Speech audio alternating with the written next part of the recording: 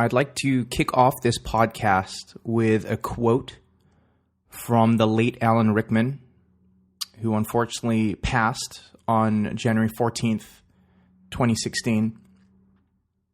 And this quote, I think, the way he talks about story, you can feel the passion for it in every word that he says and how important story is to him.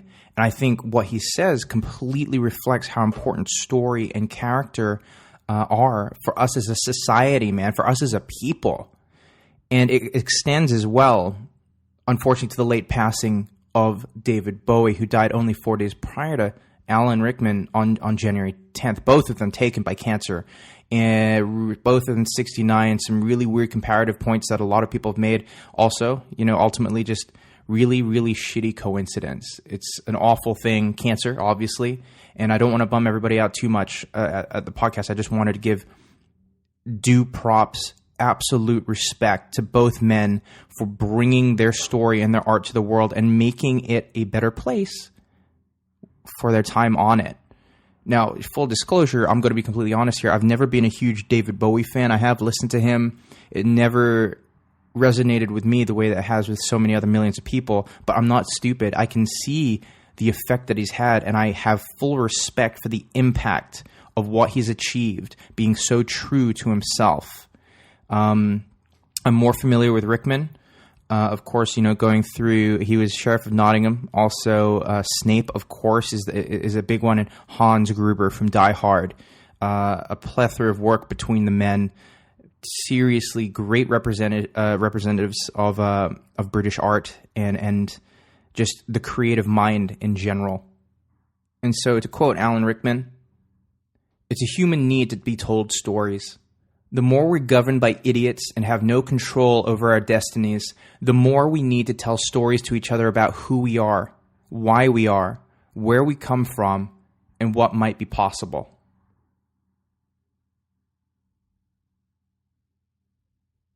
Now hear this! The following podcast is likely to contain numerous instances of vulgarity or profanity, which some may deem inappropriate. If you're of an overly sensitive disposition, stop listening now.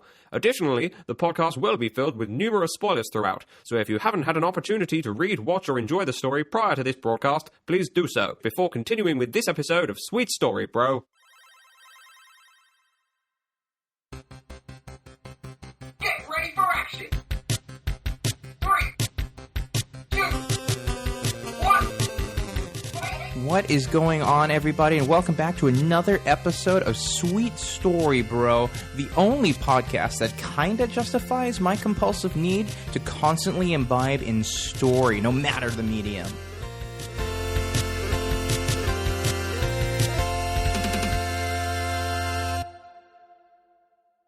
I'm your host, writer, and filmmaker Steve Russell.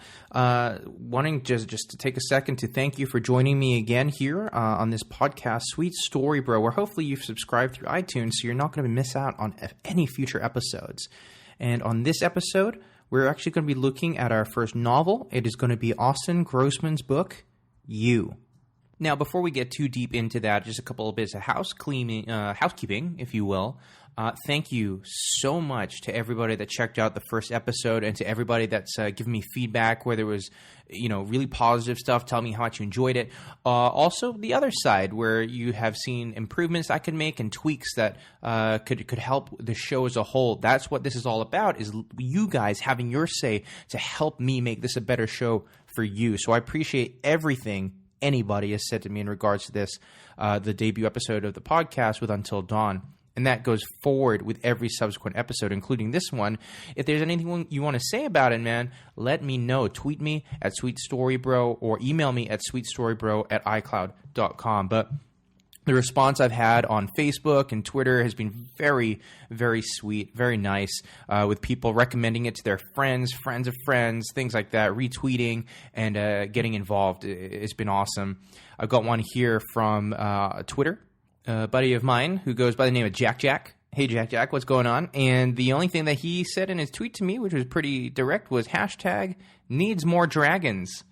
I don't know if that was a comment on the podcast as a whole or the comment on the Wendigo element of Until Dawn. If it's Until Dawn, hey, you might want to tweet at Supermassive Games, man. That got nothing to do with that. I'm just commenting on the story and reviewing, using this podcast as I do to get away with imbibing in as much story as I can, whether it's movies, video games, comic books, whatever. You guys know the score. And of course, if there are any stories you want to recommend to me, shout them out as well. I cannot wait to hear the recommendations you have to introduce me to new stories I don't even know I love yet. Secondly, as a heads up, this show is slightly stylistically different to the first one. I'm trying something else, something a little bit more honed, if you will, rather than a free-form sort of conversation. Although I do love that style, imagining you're sitting down with coffee and talking about this new thing that you found with a friend. That's the vibe I was going for. But I was curious. I wanted to try this out, see the feedback that I get from it too. So if you love it, great, let me know. If you don't love it, great, also let me know. It's not a problem either way. And I'd love to see going forward which you actually prefer. And that would become the format of the show going forward. And again, that's based entirely off of you. So don't hesitate getting in contact with me, man. One final thing I wanted to bring up before we go straight deep into this review of Austin Grossman's book, You. I wanted to give a heads up to the guys at Vault Comics over in Southeast London. These are awesome dudes with an amazing store and, even more importantly, a super awesome vibe in that store. They know exactly what they want to do, and it is amazing to see. They're super friendly, really helpful, and they actually name-drop Sweet Story Bro on their podcast this past week, Enter the Vault, which you can listen to on YouTube. It's their store's official podcast where they take the time to run down that past week's geek news. I'm not sponsored by these guys in any way or anything like that. I just genuinely think that Vault Comics is a sweet place to go and hang out and talk about story. And on that note about story, I think it's about time we start talking about You. A couple of things jumped out at me about You, again, written by Austin Grossman. I mean, looking at the cover art of the book, which again, just like with Until Dawn, you know, so many cover arts do tell a story. It kind of captured my imagination a little bit. The 8-bit art of it, the computer screen, the mysterious character with the @ symbol on the inside of it. There's a lot of video game references within this one image. You know, you got your CRT screens and everything around that. And it does a good job of kind of expressing what the book is going to be about. It kind of encapsulates it all within this really cool 8-bit style.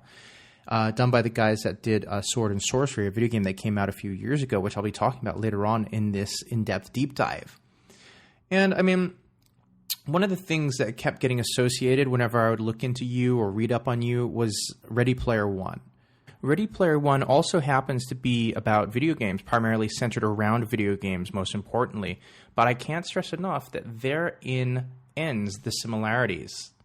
And I will be going into this on a much deeper level as the show progresses, believe me. But being about video games, and as a video game fan, as you guys can obviously tell from the fact that the very first episode of this podcast, Sweet Story Bro, was focused all about the video game Until Dawn.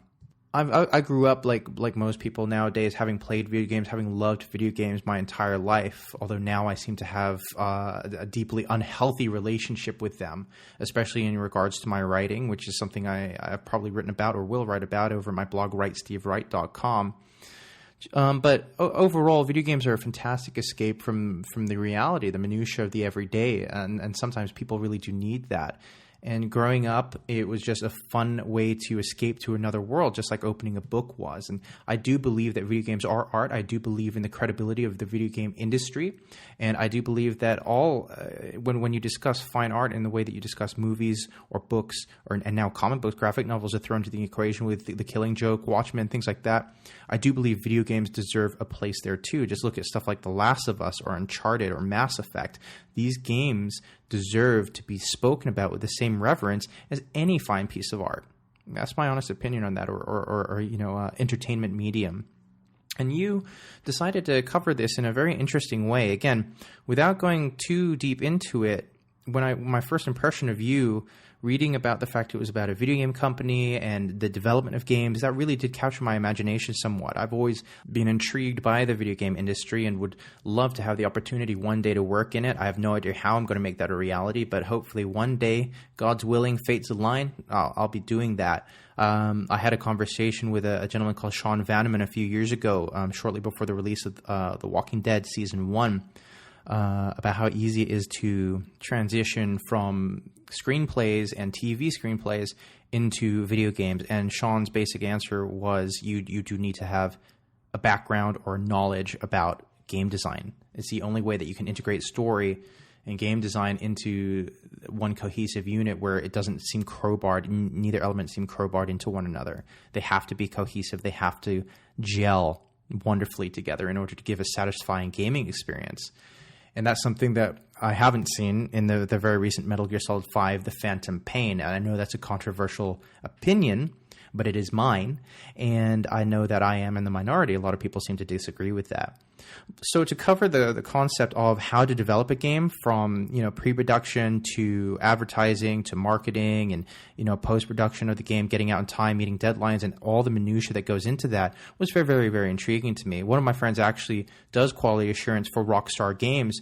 I haven't spoken to him in a little while, but he seems to really love what he's doing now for that company. And I imagine that a lot of the situations approached by Austin Grossman are very much real and rooted in reality.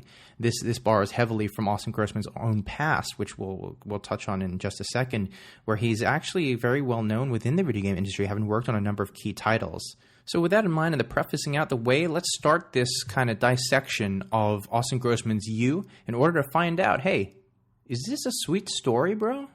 So the following is taken from blackartsgames.com, which is actually a real website representing the fictional company that exists within You.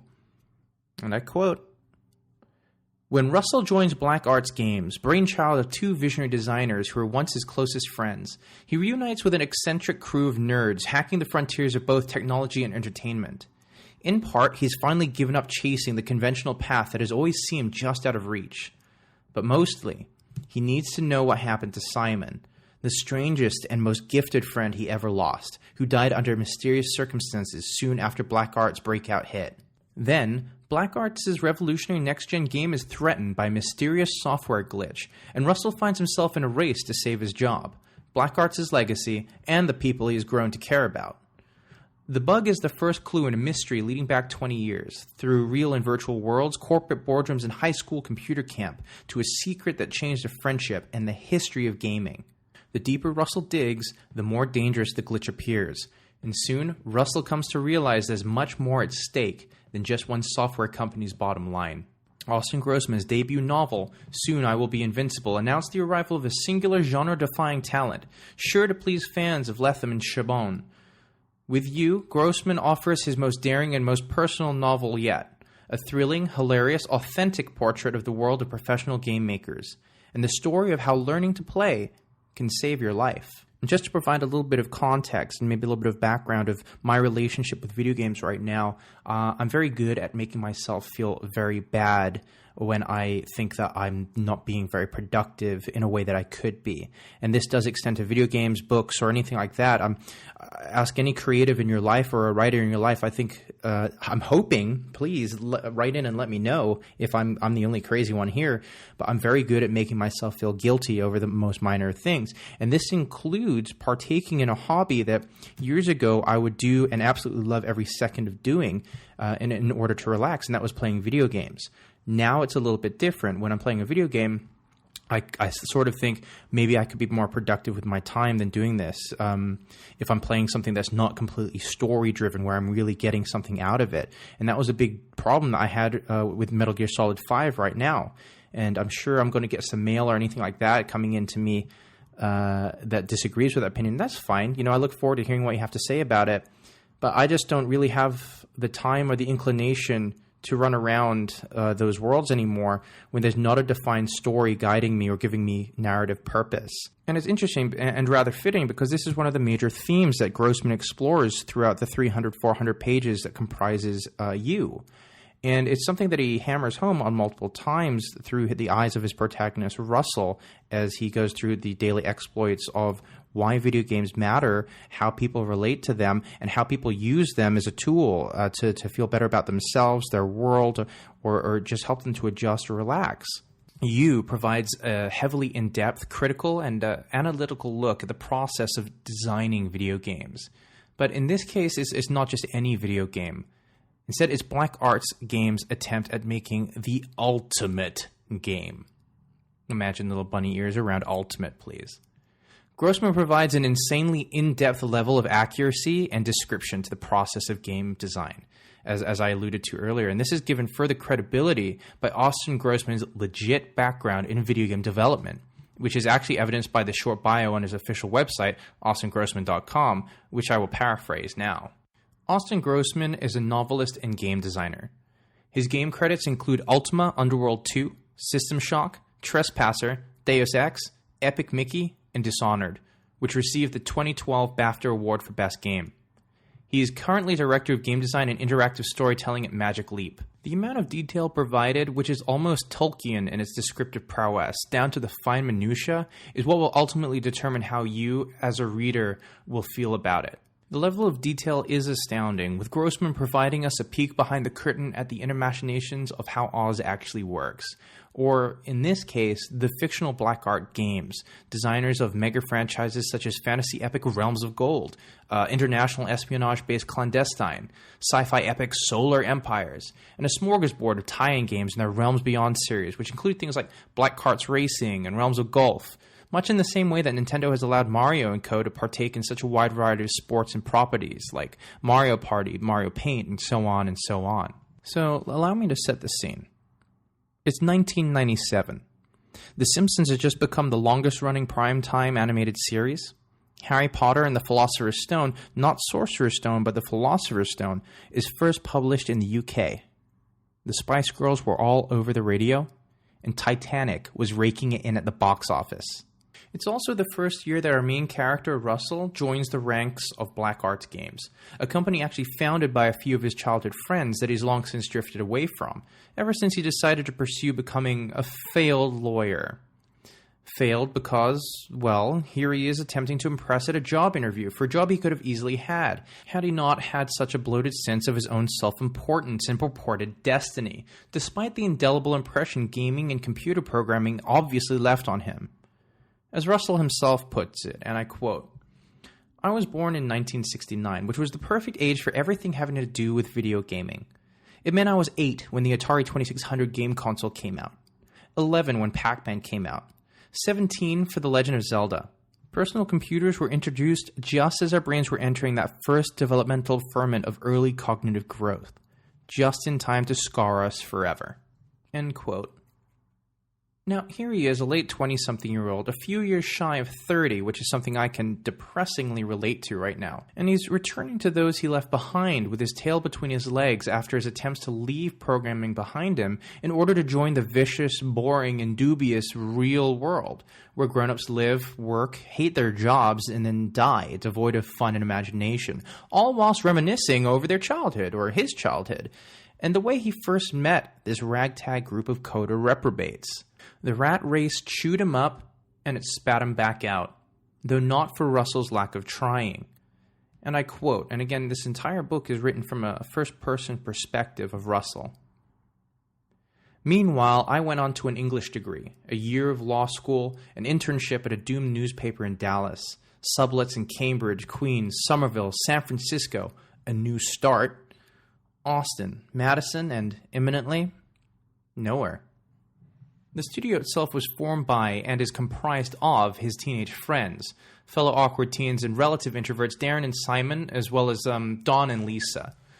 These friends, these, at the time, merry band of compatriots, would truly find themselves, that sense of self, during the character-defining exhibition that is the American Summer Camp. Trademark pending, I'm sure. This computer programming summer camp, known as Kidbits, would actually act as the catalyst for the rest of their lives.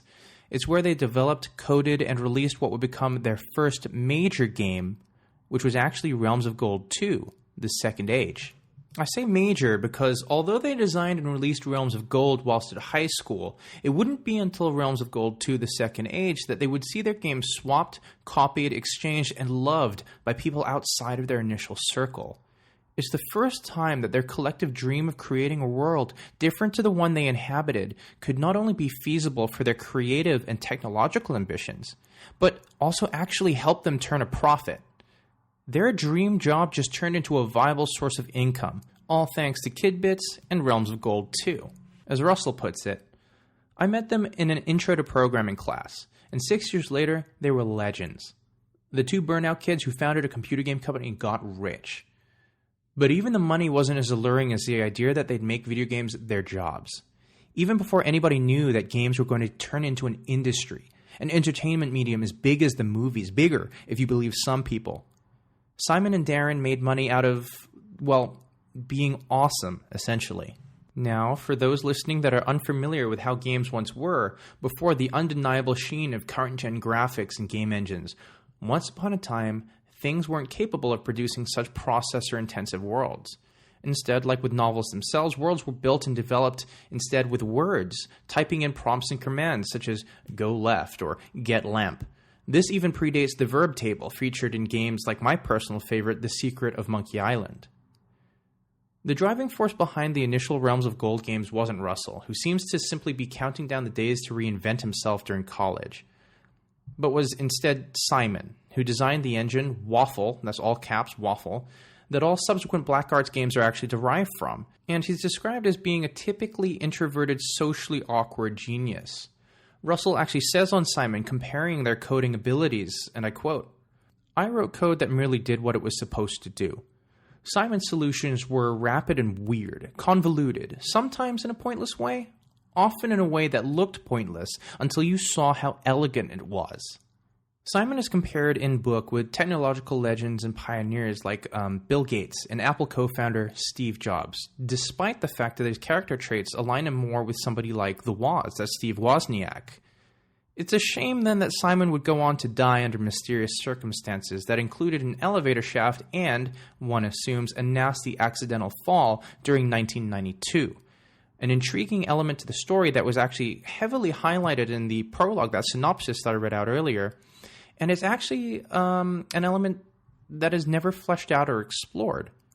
The incident was an accident, and disappointingly, it's just kind of left at that. The character of Darren, one of his friends, would actually be more accurately comparable to old Stevie J. Charismatic and effortlessly cool, Darren had always been the one that was more socially adept, being able to translate complex ideas and then distilling them into understandable sound bites for journalists, designers, and, importantly, financial backers. Lisa has an interesting character dynamic in the way she carries an open disdain for video games, despite her obvious ironic talent for designing and coding them. Her aspirations for games extends to something more than what the technology and scope of 1997 is able to afford her. It's kind of tragic in that way, I suppose, like a great artist before their time. Since Russell's departure, Black Arts Games has been able to go from strength to strength, even after Simon's tragic death, leading to the original crew to become not only famous within the context of video game companies and 90s nerdom, but also pretty wealthy. Remember, it's 1997. Geek culture wouldn't cultivate into a viable or socially accepted norm for at least another decade plus. Russell describes his friends thusly, and again I quote, "Darren, a hyperkinetic burnout. Lisa, dark, inward, wry. Dawn, watching everybody else in the room. Simon, pale, distracted, intense in a place that you couldn't reach. He was smart, really smart. Math in his head, perfect scores without trying smart. The way I fantasized about being. I could be valedictorian of my class, and I was, but I would never come off that way the way he did. He just didn't seem to care that much about it. He didn't even take honors courses, which made it doubly annoying." End quote. There's an odd sense of detachment and isolation throughout Yu's story, despite the first-person perspective the novel is told in, and these concepts seem to be some of the major motifs Grossman wanted to touch upon through Russell's eyes. Those ideas of isolation, depression, detachment. It's like a long con, a deep, aching sense of isolation that sadly extends past his recounted teenage years, stretching into his adulthood. For me, this was probably the most intriguing and relatable element to this book, which may actually say a worrying amount about me. As Russell seems to continuously carry a heavy burden, a sadness with him throughout everything, one that he was hoping to shed once he essentially came of age. He isn't the first person in history to look at college as the perfect opportunity to reinvent or attempt to find themselves. You may have been a geek in high school, right? It doesn't matter in college. At college, you can hit reset and become whoever you wanted to be. This, more than anything else, is what Russell wanted to achieve when he left them behind, allowing time and distance to dull the bonds of friendship that once connected them so closely as they developed that second Realms of Gold game during that magical summer and the first during high school itself. He wanted to find a semblance of self that he felt he hadn't discovered yet, and he believed that these people, that town, and that life to be essentially holding him back. Some people even look at new jobs in the same light, and with this in mind, it adds an ironic twist to Russell attempting to be hired by Blackguard's games. It's a full circle of self-loathing, if you will.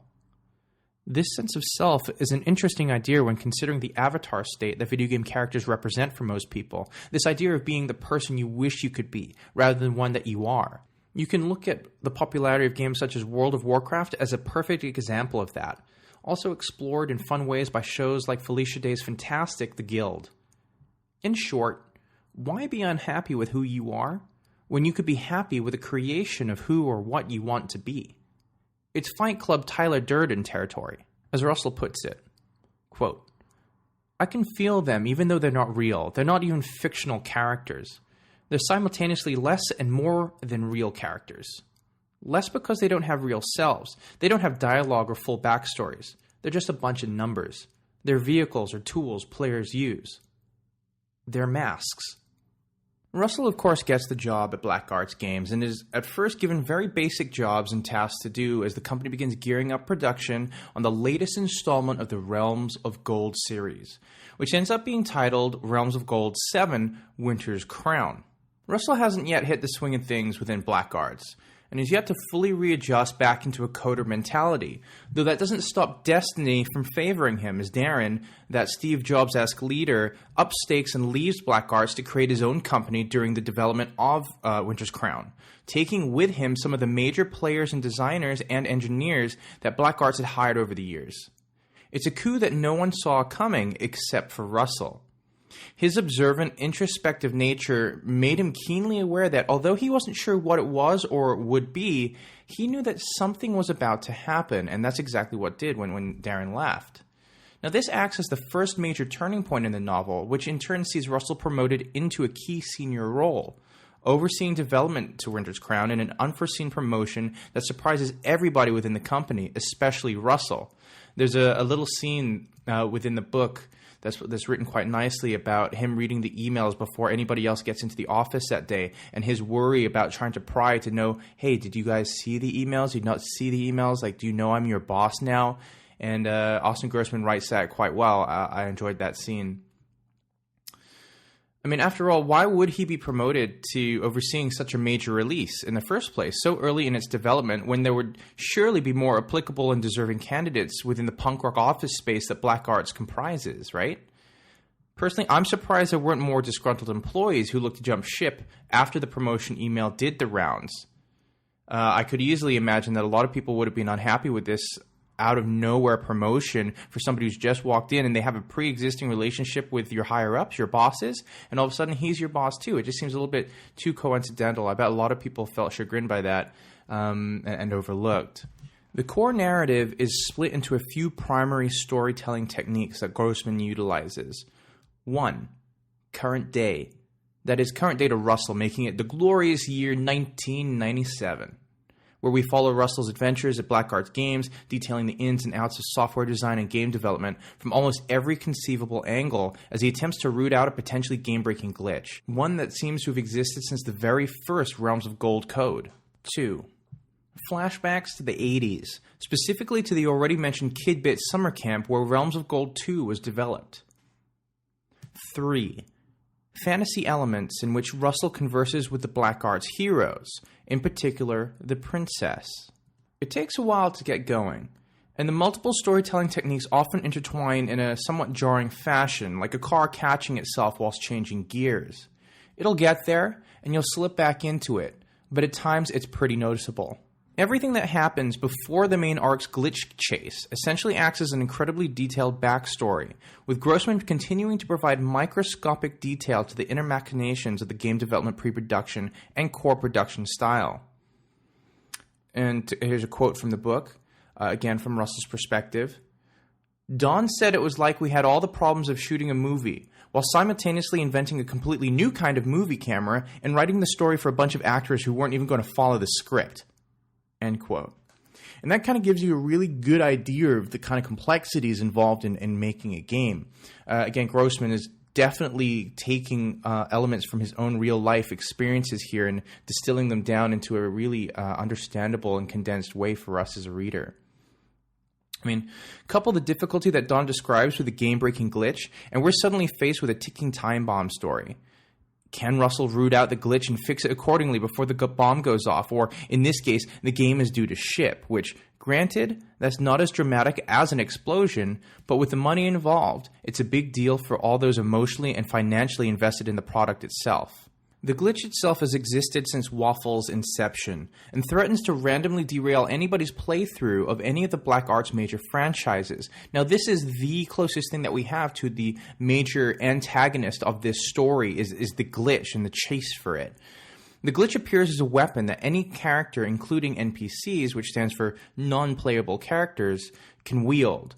They are then able to kill anybody, even characters specifically coded to never die, whilst going on an uncontrollable killing spree, with the glitch or weapon feeding off of the host in a symbiotic fashion until their life is drained. The initial host then dies, the weapon is picked up or respawned, and the carnage begins anew all over again. The unpredictability of this glitch is what motivates the need to fix it, as there is no way that any company could ethically release a game with a known breaking issue still lurking within it. Right, Tony Hawk's 5? Tracing the roots of the glitch becomes the main arc of the book, as Russell plays through the entire Black Arts catalog from start to end. In a clever move, Grossman allows the glitch to transfer via Russell's save file, with him importing his previous saves into each game, and across genres in an attempt to isolate the bug in order to destroy it. Now, I really like this because it gives this interconnectivity between the entire history of what Black Arts is supposed to have created over their years of existence, and the fact that they all interrelate much in the same way as like Mass Effect's story does, or the choices in The Walking Dead, Telltale's Walking Dead, all interconnect and all creates one expansive universe for the gamer to enjoy. The glitch jumps from the fantasy epic of Realms of Gold into the spy thriller Clandestine, where it cleverly appears in the form of a sniper rifle, which I quite like that little change-up to fit the time period of the game, before venturing into deep space with Solar Empires, and finally being tracked back into Realms of Gold, deep within a secret, forgotten dungeon Simon designed so very long ago. Throughout all of their games, the same four heroic protagonists appear, tweaked for their game's themes and surroundings, but fulfilling the almost default expectation of any gamer. The warrior, the wizard, the thief, the princess, all leading to the final confrontation between the player, in this case Russell, flanked by his friends, including Darren at this point, who has returned to help root out and isolate the bug, just because he's one of the best gamers.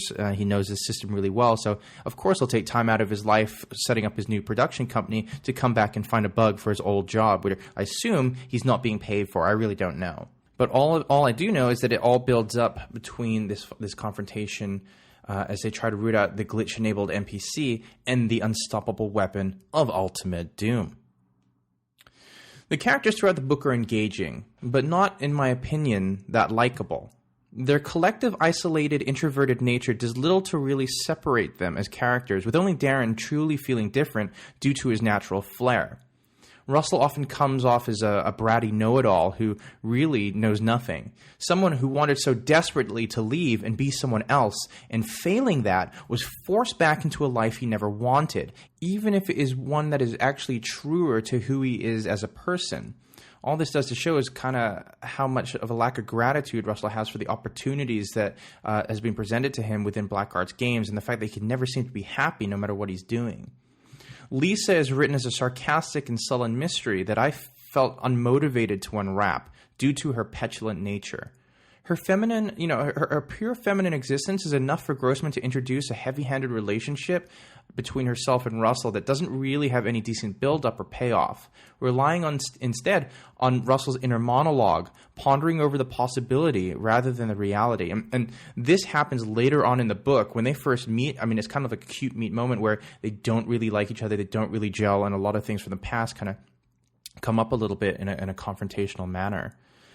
But when Russell's pointless virtual dates with the princess are more engaging than his real-life conversations and interactions with Lisa, then there's a definite problem here. And truth be told, those fantasy scenes where he's taking the princess out on dates or having conversations with her, those were some of the hardest to actually get through.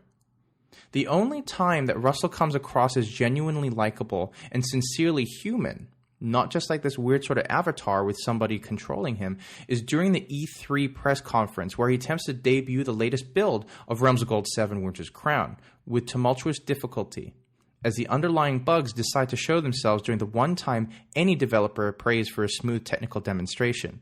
And I'm going to include a piece from the book right now that really encapsulates how everything fell apart for him during the E3 presentation, which was another fun scene to include within this book because it helps ground it within a recognizable reality for those who know video games somewhat. And I quote, "And here's the Baron himself. We'll see he's a romantic at, I guess he's decided to make a stand. Very brave.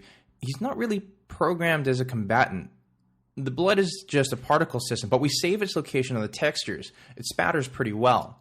You'll see he's dropped his inventory, gold, dagger, and the jewel itself. Nicely done. And I see we have some more servants arriving." End quote. And that just kind of goes to show how it was all falling apart very, very quickly as a character that wasn't meant to be a combatant character decides to instead throw down, bleed out, and have more characters arrive as the death of their king spreads throughout the land. Trying to roll with the punches, improvising on his feet, and trying to salvage what quickly becomes an unruly mess of a demonstration, Russell finally comes out of his shell. It's a shame, then, that this happened so late into the narrative, with the rest of our time with him spent wondering why he hates so much when his life really isn't that bad. It's the maximizing of minimal problems, the proverbial making a mountain out of a molehill. Targets, deadlines, budgets, these things obviously matter, and I'm not going to pretend that they don't. But to write a book that wants us to relate with such a whiny main character creates a difficult wall to clamber over. Russell isn't facing death or physical harm. He's facing a tongue lashing at the hands of investors if their game slips its release window by a week or two if they can't isolate the game-breaking glitch. He has no physical sickness or crippling disease. He has imaginary conversations with fictional characters. He's a person who has enough ambition and money to freely attempt becoming a lawyer, and yet still has a solid fallback with Blackguard's games, where, lest we forget, he is almost instantly promoted into a high-ranking position of power. Not too bad, if you were to really put things into perspective, Russell? This book initially jumped off the shelf at me for two reasons. One, the cover art done by guys at Super Brothers HQ who developed the popular 2011 game Swords and Sorcery, which you spoke about earlier, which is an apt collaboration if you are familiar with the point-and-click adventure nature of that game. And two, the initial comparisons I saw comparing you to Ernest Cline's Ready Player One. Again, I alluded this to the top at the top of the show. I just want to take a moment to officially reject this comparison. The two both feature video games as a main theme and plot motivation, but that is where the similarities end. Past that, the two couldn't be more different, with one focusing on a very grand Charlie and the Chocolate Factory anime-infused concept of a trapped reality within a virtual plane, and the other following the sad story of a failed lawyer hating the fact he had to return to the coding life he thought he had left behind, whilst balancing the tenuous rekindled relationships he has returned to, both real and fictional. Apples and oranges. This book clearly has its fans, and that's awesome. I've pointed out a lot of positives during this in-depth look. Austin Grossman's style, especially choosing a first-person perspective, is engaging enough, but its unlikable characters cause my disinterest to first start creeping. The world he builds, that Tolkien-esque detail he provides for coding, programming, pre-production, production, and even advertising, as well as the E3 elements, provide an enjoyable insight into an industry that I've always loved and would love to somehow be a part of, despite being horrendously underqualified for such things. But this pro is also the book's biggest con. Between bloated descriptive passages of meticulous detail and unlikable characters, I found You to be quite a slog to get through, with my returning to the book to complete it becoming more of a chore or task than for enjoyment.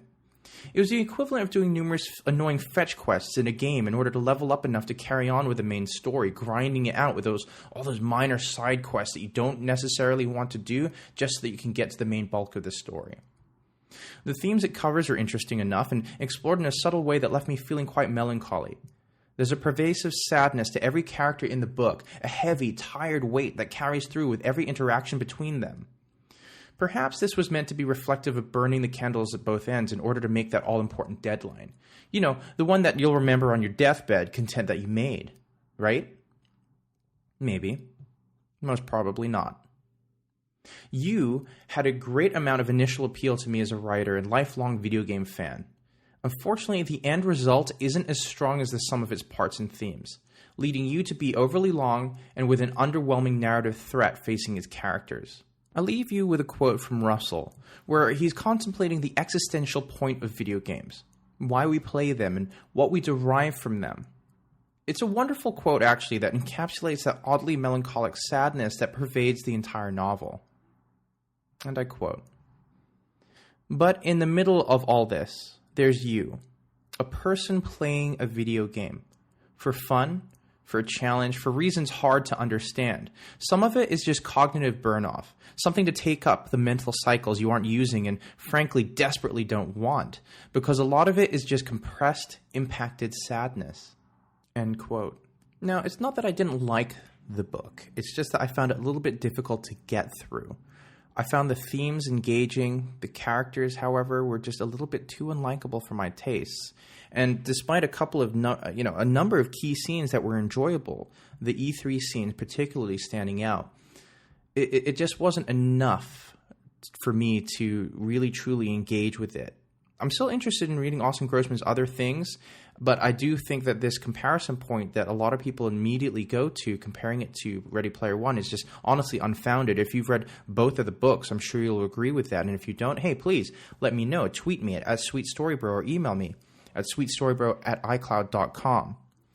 But ultimately, this story left me feeling a little bit empty, a little bit, again, melancholy at the end of it.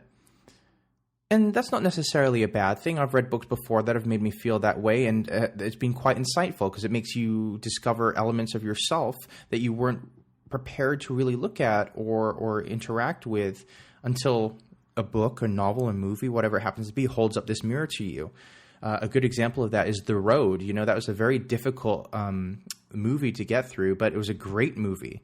It left you feeling really drawn out, but hey, the ride to get there was phenomenal.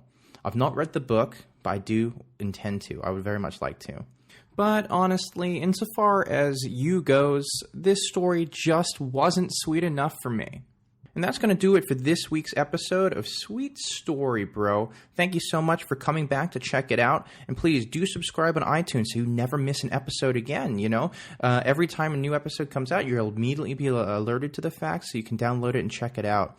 And if you do have any recommendations for me to read or check out or anything like that, or if you agree with my opinions, disagree, what I want to do is create a sort of community vibe. I want us to be talking about story and expressing how we feel about it. So do, as I mentioned earlier, do tweet me at SweetStoryBro or email me at sweetstorybro@icloud.com. I'd love to hear what you have to think about my thoughts or on the podcast, how you think I could improve it, and all these elements that will just lead to the podcast getting better and better and better. Do also keep an eye on the Twitter, because I'll be releasing sneak peeks every so often about what the next story will be that I'll be covering on the next podcast. So that'll give you an opportunity, if you're interested to either read the book, watch the movie, watch the TV show, or whatever it happens to be. So when I talk about it on the podcast, you'll know exactly where I'm coming from. And that's going to do it for this week's episode, detailing You by Austin Grossman. And if you like what I'm doing here, please share it with your friends. I'm sure you know a couple people who love story as much as I do, who would love to be able to get into the discussion of all these things. Of course, don't forget to subscribe on iTunes and like us on Soundcloud. So until next time, I'm Steve Russell, imploring you to go enjoy some stories. I'm out.